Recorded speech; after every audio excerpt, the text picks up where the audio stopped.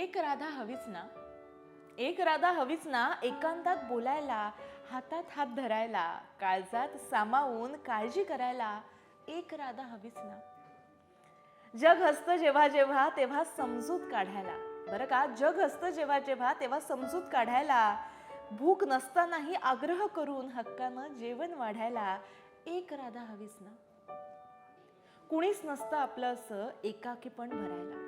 कुणीच नसतं आपलं असं एकाकीपण भरायला. नकळत ओघळणारे दोन अश्रू तळ हातावर धरायला. एक राधा हवीच ना. श्वास होतो मंद मंद धडधड नुसती ऐकायला. श्वास होतो मंद मंद धडधड नुसती ऐकायला. शांत निवांत शेवटाला सुरेल भैरवी गायला. एक राधा हवीच ना. आसमंत रीता होताना आभाळ भरून आणायला. आसमंत रीता होताना आभाळ भरून आणायला. होय, मी फक्त तुझीच आहे कानांमध्ये म्हणायला. एक राधा हवीच ना. एक राधा हवीच ना.